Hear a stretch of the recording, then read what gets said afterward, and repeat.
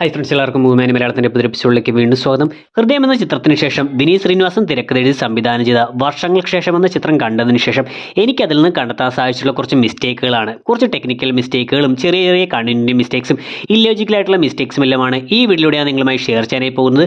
വീഡിയോയിലേക്ക് കിടക്കുന്നതിന് മുമ്പ് തീർച്ചയായിട്ടും ഈ ചിത്രം നിങ്ങൾ കണ്ടിട്ടുണ്ടെന്ന് ഉറപ്പുവരുത്താൻ ശ്രമിക്കുക. കണ്ടതിന് ശേഷം മാത്രം ഈ വീഡിയോ കാണാൻ ശ്രമിക്കുക. അല്ലെങ്കിൽ ഇതിൽ പറയാൻ പോകുന്ന കാര്യങ്ങളെല്ലാം തന്നെ നിങ്ങൾക്ക് സ്പോയിലർ ആയിരിക്കും. സോ നമുക്ക് ഒട്ടും സമയം കളയണ്ട, നേരെ വീഡിയോയിലേക്ക് കിടക്കാം.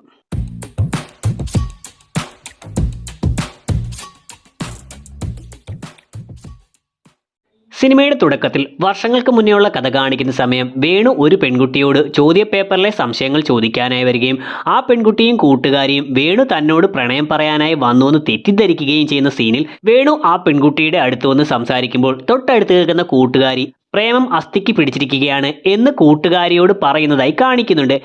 എന്നാൽ ഇവിടെ ആ ഡയറക്ഷനിൽ നോക്കിയിരിക്കുന്ന ഡയറക്ഷനിൽ വ്യത്യാസം വന്നിരിക്കുന്നതായി കാണാം. അതായത് ആ പെൺകുട്ടിയുടെ വലത്തേ സൈഡിലായിട്ടാണ് കൂട്ടുകാരി നിന്നിരുന്നത്. സോ ഓപ്പോസിറ്റ് നിൽക്കുന്ന വേണുവിന്റെ ഇടത്തേ സൈഡിലായിട്ടാണ് ആ കൂട്ടുകാരി വരേണ്ടതും വേണു അങ്ങോട്ടേക്കാണ് നോക്കേണ്ടതും. എന്നാൽ വേണു നേരെ ഓപ്പോസിറ്റായി പെൺകുട്ടിയുടെ വലത്തേ സൈഡിലേക്കാണ്, ആളില്ലാത്ത സൈഡിലേക്കാണ് നോക്കുന്നതെന്ന് കാണാം. ഇനി ആവർത്തിക്കൂല, വേറെ വഴിയില്ലാത്തോണ്ടാ. പിന്നീട് ആനിയുമായി മുരളി പ്രണയത്തിലായതിനു ശേഷം ആനിക്ക് കൊടുക്കാനായി ഒരു ബുക്കുമായി മുരളി ആനിയുടെ വീട്ടിലെത്തുകയും അവിടെ വെച്ച് ആനിയുടെ ചേച്ചിയുമായി സംസാരിക്കുകയും ചെയ്യുന്ന സീനിൽ ആനിയുടെ ചേച്ചി മുരളിയോട് നീയുമായി അടുത്ത ശേഷമാണ് അവളെ ഇങ്ങനെ കാണുന്നത്, ഇതിനു മുൻപൊക്കെ എന്തൊക്കെയോ ഉള്ളിലൊളിപ്പിച്ച് നടക്കുന്നത് പോലെ തോന്നും എന്നെല്ലാം പറയുന്നുണ്ട്. സോ ഈ ഡയലോഗ് പറയുന്നതിന്റെ തുടക്കത്തിൽ ചേച്ചിയുടെ മുഖം വ്യക്തമായി കാണിക്കുമ്പോൾ ആ ലിപ് മൂവ്മെന്റ് കറക്റ്റായി പോകുന്നതായും മറുവശത്ത് നിന്ന് കാണിക്കുന്ന ഷോട്ടിൽ അവസാന ഡയലോഗുകളുടെ ഭാഗത്ത് ലിപ് മൂവ്മെന്റ് ഒന്നും ഇല്ലായിരുന്നു എന്ന് കാണാം. ജ്ഞാപകം മോദിത എന്ന സോങ്ങിന്റെ ഈണം മുരളി സ്റ്റുഡിയോയിൽ വെച്ച് തന്റെ ടേപ്പ് റെക്കോർഡിൽ റെക്കോർഡ് ചെയ്യുന്ന സമയം അവിടേക്ക് ഇന്ദ്രധനുഷ് വന്നുകൊണ്ട് ഇറ്റ്സ് ബ്യൂട്ടിഫുൾ എന്ന് പറയുകയും ചെയ്യുന്നുണ്ട്. ഈ സമയം മുരളി ആ പാട്ടിന്റെ ഒരു ലൈൻ മാത്രം ഈണമിടുന്ന സമയത്താണ് ഇന്ദ്രധനുഷ് ഇങ്ങനെ ഇറ്റ്സ് ബ്യൂട്ടിഫുൾ എന്ന് പറയുന്നതും അവിടെ വെച്ച് മുരളി കട്ട് ചെയ്യുകയും ചെയ്യുന്നത്. എന്നാൽ ഇതേ കാര്യം വേണു പിന്നീട് കേൾക്കുന്ന സമയത്ത് മുരളി നേരത്തെ ഒരു വരി മാത്രം റെക്കോർഡ് ചെയ്തിട്ടുണ്ടായിരുന്ന ആ ഭാഗം 2-3 വരികളായി കേൾപ്പിക്കുന്നതായി കാണാം. പിന്നീട് വേണു മുരളിയെ തന്റെ കല്യാണം വിളിക്കാനായി വരുന്ന സീനിൽ രണ്ടുപേരും താഴത്തെ കടയിൽ വന്നിരിക്കുകയും അവിടെ വെച്ച് വേണു ഒരു ചായ കുടിച്ചുകൊണ്ടിരിക്കുന്ന സമയം മുരളി ഒരു സിഗരറ്റ് വലിച്ചുകൊണ്ട് വേണുവിന്റെ അടുത്തേക്ക് വന്നിരിക്കുന്നതായി കാണിക്കുന്നുണ്ട്. ഈ സമയം അവിടേക്ക് വന്നിരിക്കുന്നതായി കാണിക്കുന്നതിന് തൊട്ട് മുന്നേ വരെ കുറച്ച് അകലെ നിൽക്കുന്നതായി കാണിച്ചിരിക്കുന്ന ഈ ഒരു കഥാപാത്രം തൊട്ടടുത്ത ഷോട്ടിൽ മുരളി ഇരിക്കാനായി തുടങ്ങുമ്പോൾ നേരെ പുറകിലായി നിൽക്കുന്നതായി കാണാം. ഇതുകൂടാതെ ഇതേ സമയം മുരളി ഒരു കാര്യം വേണുവിനോട് ചോദിക്കുകയും വേണു അതിന് മറുപടി പറയുകയും ചെയ്യുന്ന സീനിൽ ഈ സ്ത്രീ കഥാപാത്രം ആ ഫ്രെയിമിൽ കൂടി പാസ് ചെയ്തു പോകുന്നതായി കാണാം. എന്നാൽ അടുത്ത ഷോട്ടിലും വീണ്ടും ഇവർ സംസാരിച്ചു കൊണ്ടിരിക്കുമ്പോൾ ഇതേ കഥാപാത്രം തന്നെ വീണ്ടും അതേ സ്ഥലത്തുകൂടി നടന്നു നീങ്ങുന്നതായും കാണിക്കുന്നുണ്ട്. ഇതിനുശേഷം സ്വാമിയിൽ നിന്ന് ഇന്ദ്രയുടെ യഥാർത്ഥ സ്വഭാവത്തെ പറ്റി അറിയുന്ന മുരളി ഇന്ദ്രയുടെ വീട്ടിൽ വരികയും താനാണ് ആ മ്യൂസിക് കമ്പോസ് ചെയ്തതെന്ന് വേണുവിനോട് പറയണമെന്ന് ഇന്ദ്രയോട് അഭ്യർത്ഥിക്കുകയും ഇന്ദ്ര അത് നിരസിക്കുകയും ചെയ്യുന്ന സീനിൽ ഇവർ രണ്ടുപേരും ഇന്ദ്രയുടെ വീടിന്റെ മുന്നിലുള്ള ഗ്രില്ലിന്റെ അടുത്ത് നിന്നാണ് സംസാരിക്കുന്നതെന്ന് കാണിച്ചിട്ടുണ്ട്. ഈ സമയം ഇന്ദ്ര സംസാരിക്കുന്നതായി കാണിക്കുമ്പോൾ ഇന്ദ്ര ഗ്രില്ലിൽ ചാരി നിൽക്കുന്നതായും മുരളി ഗ്രില്ലിൽ നിന്നും കുറച്ച് നീങ്ങി നിൽക്കുന്നതായിട്ടുമാണ് കാണിക്കുന്നത്. എന്നാൽ നേരെ ഓപ്പോസിറ്റായി മുരളിയുടെ ഭാഗങ്ങൾ കാണിക്കുമ്പോൾ മുരളി ആ ഗ്രില്ലിൽ ചാരി നിൽക്കുന്നതായും ഇന്ദ്ര കുറച്ച് മാറി നിൽക്കുന്നതായിട്ടും കാണിക്കുന്നു. ഇതിനുശേഷം മുരളി വേണുവിന്റെ വീട്ടിൽ വന്നുകൊണ്ട് വേണുവിന്റെ പുതിയ പടത്തിലെ പാട്ടുകളെല്ലാം താൻ കമ്പോസ് ചെയ്യാമെന്ന് പറഞ്ഞുകൊണ്ട് സംസാരിക്കുന്നതായി കാണിക്കുന്നുണ്ട്. ഈ സമയം ആദ്യത്തെ ഷോട്ടിൽ മുരളി പുറത്തു നിൽക്കുന്നതായി കാണിച്ചതും പിന്നീട് കാണിക്കുന്ന ഷോട്ടുകളിലെ ആ വീടും 2 വീടായിട്ടാണ് തോന്നിയത്.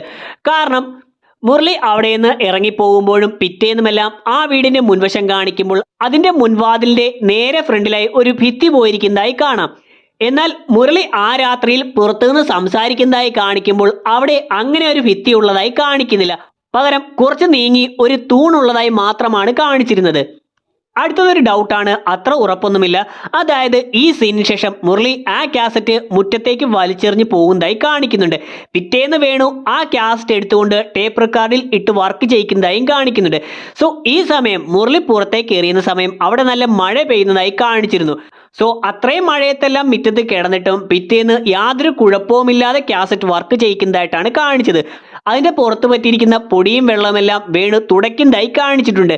എങ്കിലും കാസറ്റിന്റെ അകത്ത് വെള്ളം കയറിയിട്ടുണ്ടെങ്കിൽ അത് അത്രയും പെർഫെക്റ്റായി വർക്ക് ചെയ്യുമോ എന്നുള്ള കാര്യം അറിയില്ല.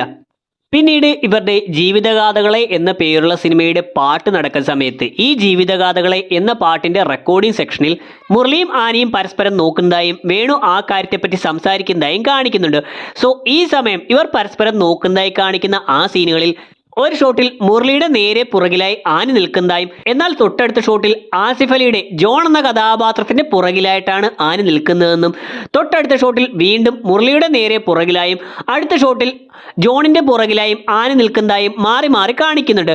ഒരുപക്ഷെ ആനി ഇപ്പോഴും പഴയതുപോലെ രണ്ട് വള്ളത്തിൽ കാൽ ചവിട്ടുന്ന കഥാപാത്രമാണ് എന്ന് കാണിക്കുന്ന ഒരു ഡയറക്ടർ ബ്രില്യൻസ് ആയിരിക്കാം അത്. അജു വർഗീസ് അവതരിപ്പിച്ചിട്ടുള്ള കേശവദേവ് എന്ന കഥാപാത്രം വേണുവിന് അഡ്വാൻസ് കൊടുക്കുന്ന സമയം വേണുവും മുരളിയും സ്വാമിയും കേശവദേവും എല്ലാവരും കൂടെ ചേർന്നുകൊണ്ട് ഒരു ഫോട്ടോ എടുക്കുന്നതായി കാണിക്കുന്നുണ്ട്.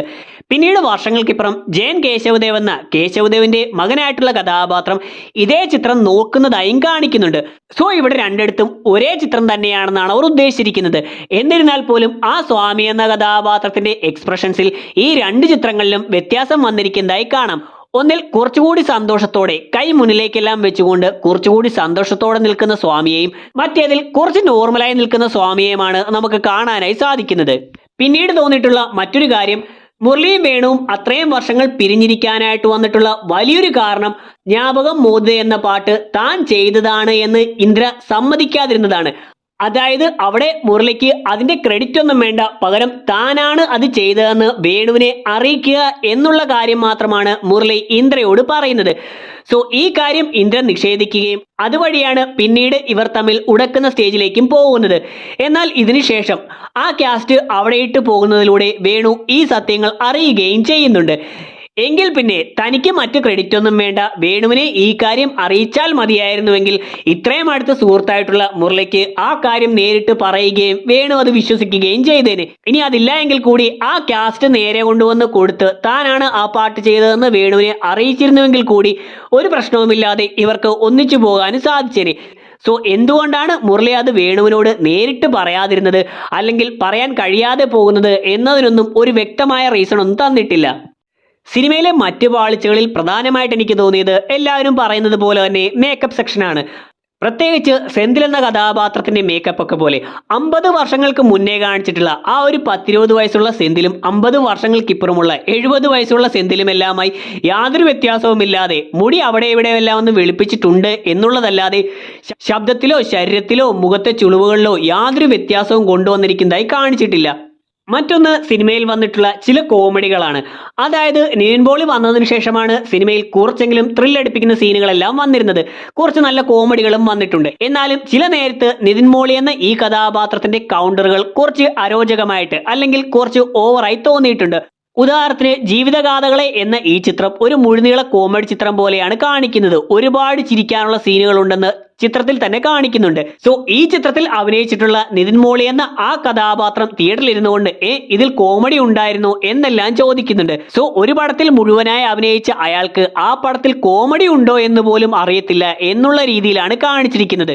സോ ഇങ്ങനെ കാണിച്ചിട്ടുള്ള ചില കോമഡികളെല്ലാം നിതിൻ മോളി എന്ന ആ കഥാപാത്രത്തിന്റെ ചില കൗണ്ടറുകളെല്ലാം കുറച്ച് മോശമായിട്ടാണ് തോന്നിയിട്ടുള്ളത്. So that's it. ഇത്രയും കാര്യങ്ങളെല്ലാമാണ് ഈ ചിത്രത്തിൽ വന്നിട്ടുള്ള വലിയ മിസ്റ്റേക്കുകളും ചെറിയ മിസ്റ്റേക്കുകളുമായിട്ടെല്ലാം എനിക്ക് കണ്ടെത്താൻ സാധിച്ചിട്ടുള്ള കാര്യങ്ങൾ. വീഡിയോയുടെ അവസാനിക്കുന്ന വീഡിയോ നിങ്ങൾക്ക് ഇഷ്ടമായിട്ടുണ്ടെന്ന് ഇഷ്ടമായിട്ടുണ്ടെങ്കിൽ ലൈക്ക് ചെയ്യാനും ഷെയർ ചെയ്യാനും സബ്സ്ക്രൈബ് ചെയ്യാനും ശ്രമിക്കുക. വീഡിയോയെക്കുറിച്ചുള്ള അഭിപ്രായങ്ങളെല്ലാം തീർച്ചയായിട്ടും വീഡിയോയുടെ കമന്റ് സെക്ഷനിൽ ഉൾപ്പെടുത്താം. ഇതുപോലെ നിങ്ങൾക്ക് കണ്ടെത്താൻ സാധിക്കുന്ന കാര്യങ്ങളും തീർച്ചയായിട്ടും വീഡിയോയുടെ കമന്റ് സെക്ഷനിൽ ഉൾപ്പെടുത്താം. നമുക്ക് അടുത്ത എപ്പിസോഡിലൂടെ കാണാം. അതുവരെ ബൈ.